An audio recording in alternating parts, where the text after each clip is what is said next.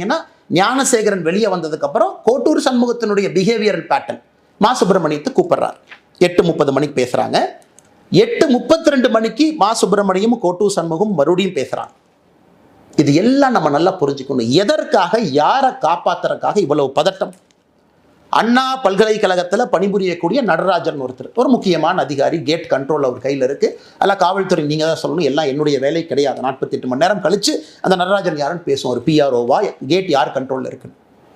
அந்த அண்ணா பல்கலைக்கழகத்தில் இருக்கக்கூடிய நடராஜனும் கோட்டூர் சண்முகமும் எத்தனை முறை பேசியிருக்காங்கன்னா, டிசம்பர் 23ஆம் தேதி பேசியிருக்காங்க, டிசம்பர் 24ஆம் தேதி பேசியிருக்காங்க, டிசம்பர் 25ஆம் தேதி பேசியிருக்காங்க, டிசம்பர் 26ஆம் தேதி பேசியிருக்காங்க.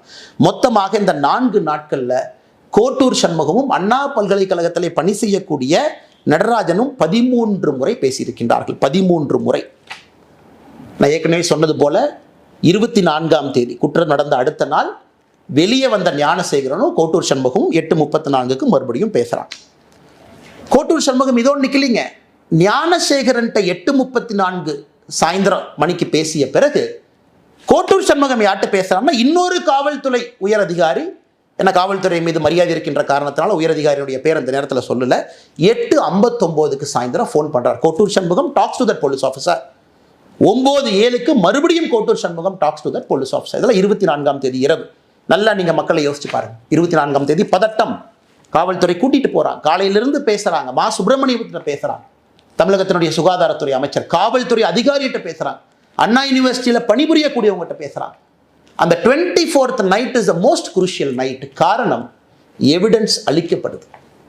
உள்ள போயிட்டு வெளியே வந்த ஞானசேகரன் எவிடன்ஸ் அளிக்கப்படுது. ஏன்னா இவங்க ரெஜிஸ்டர் பண்ண 11 செக்ஷன்ல, நான் புதுசாக பொருளை கலப்பினீங்க சொல்லல, தமிழகத்தினுடைய SIT ரெஜிஸ்டர் பண்ண 11 செக்ஷன்ல ஒரு செக்ஷன் எவிடன்ஸ் அளிச்சதுக்காக ஒரு செக்ஷனை போட்டிருக்கான். அப்ப என்ன எவிடன்ஸ் அளிக்கப்பட்டது?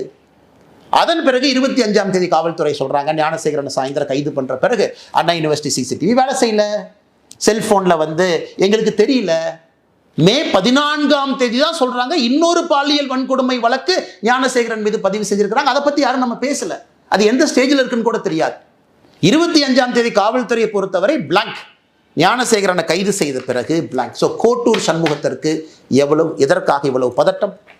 அந்த பகுதியினுடைய திராவிட முன்னேற்ற கழகத்தினுடைய வட்ட செயலாளர்.